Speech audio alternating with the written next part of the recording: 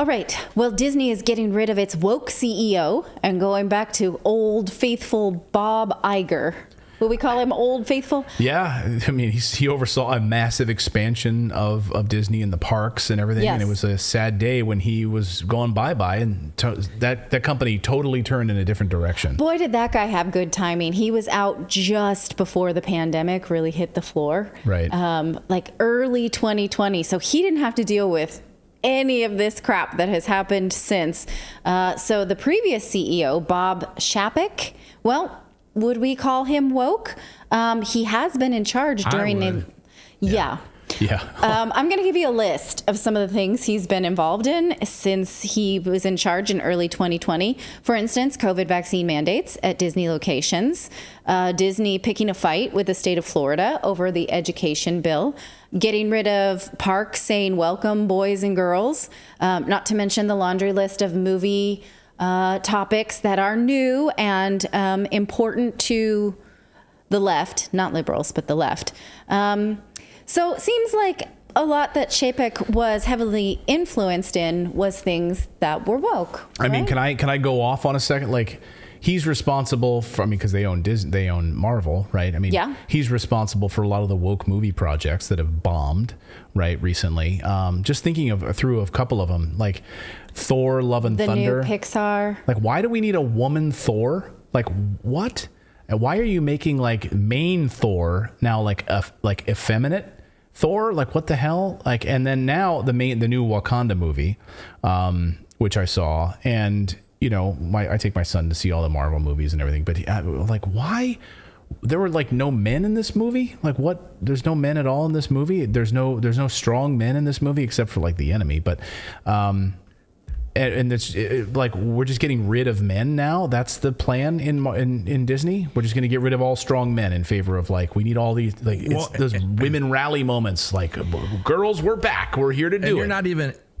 You're not even getting to the, like, you're talking like the mainstream movies. You're not even getting to the content they're putting on Disney Plus, these little shows and stuff that are just like garbage. I mean, I used to wait for Star Wars, and like I would be the guy that was in the line at the theater at midnight of launch day. And now I don't even have a desire to go see any of these new films. I will not go see any new Star Wars. I won't go see any new Marvel movies in the theater because they've just been such a disappointment because of this ideology that they're putting in these movies.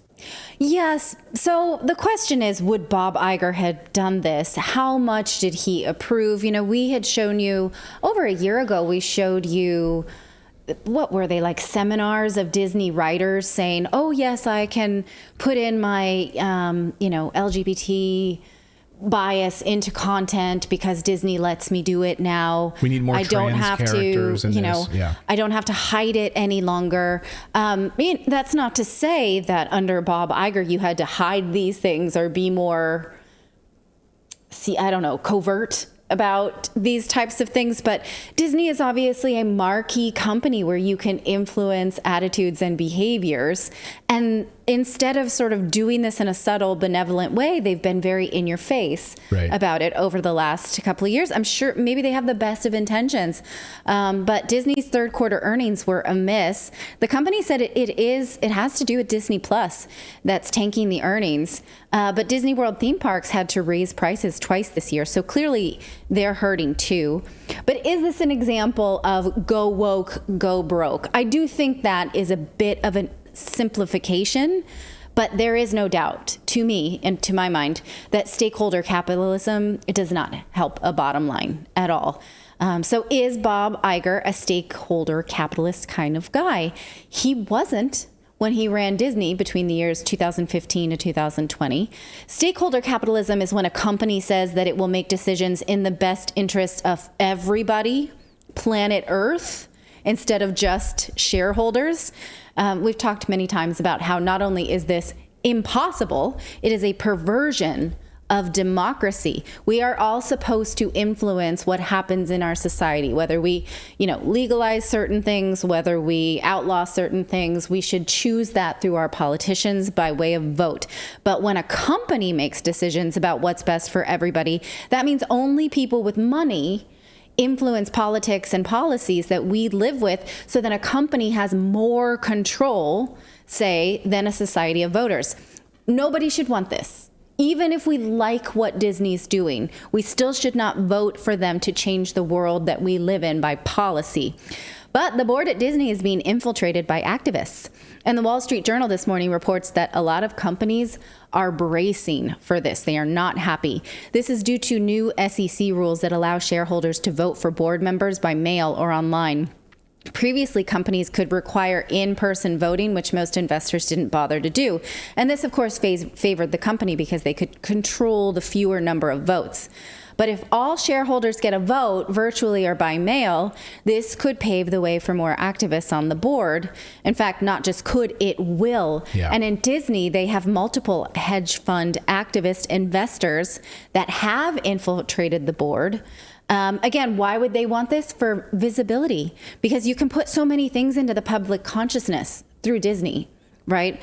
So one such activist shareholder is Tryon Fund Managers, LLP. The company bought more than $800 million worth of Disney stock earlier this month to bring their stake to just under 5%, but they want more.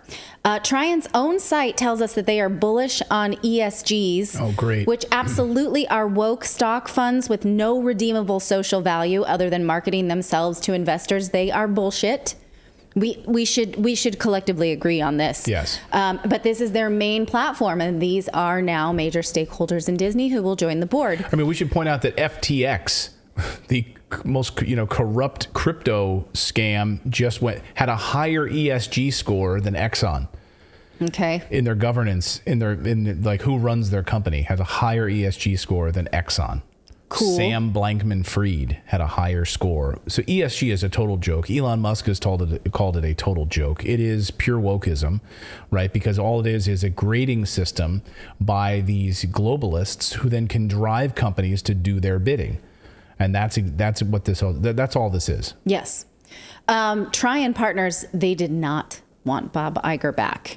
And they are sure to stir up some stuff when he puts back on the Mickey ears. We can wait for that. Tryon is not the only activist shareholder at Disney. There are more, and there are bound to be more and more. And again, this means that people with money can buy their way onto corporate boards and have more power to influence policy and public life than average voters. Hope you're okay with that, because it's coming. They can lobby, right? They can make decisions. For instance, what Disney did in Florida around the parental rights bill. They had no business getting involved in that, period. But activism doesn't mean that you're benevolent. This is a concerning trend. If you call yourself an activist, you still can be a scoundrel. Corporations are concerned because they're a pain in the butt to have someone who's coming to your board meetings as an activist. We are concerned, again, because this concentration of power in the hands of corporate America. And so this quote from the Wall Street Journal from someone who advises companies on how to prepare for and respond to activists said, companies are concerned it will draw in first-time activists who think they can take advantage of the new system to threaten proxy contests, to create leverage to advance their agendas. So inexperienced activists on corporate boards, that's just what we all need during a recession. Yeah, Ian in our chat just says ESG is stage 2. Stage 1 was net carbon zero. ESG is like the next level of this. I think you're right about that. Yeah. And so you'll have, at the parks, no straws. So no plastic straws. We can't say, hello, boys and girls, like something Mickey Mouse would say. No, we can't say that anymore. And look, I'm someone who never really was in love with the Disney princess narrative, but now we're taking these Disney princesses, and we can't use that term anymore. They're heroines. Right. And now they're all superheroes. So now all the Disney princesses, like, they just can't be, they're not allowed to be beautiful. They're not allowed to be, they have to have a sword, and they have to, like, sit down, men, it's our turn. And like, okay, really? How's that going to work out? Again, as someone who always felt like, it's not really empowering for women. I don't know if I want my daughters. But my daughters find meaning in those stories and those characters. So now they're going to my daughters and saying, you're wrong for liking this. Like, Ariel came out when I was a kid, and like, I loved it, right? Yes, she gives up her species for a man. But, you know, people find meaning in a lot of different things. And so now there's this concentration of power on the left that's telling you that you cannot find meaning in these things. And that's where I find a problem. Not so much that I don't see the point. It's that, like, you're removing meaning from where people have found it before because you're pushing your own agenda. And I think that's wrong.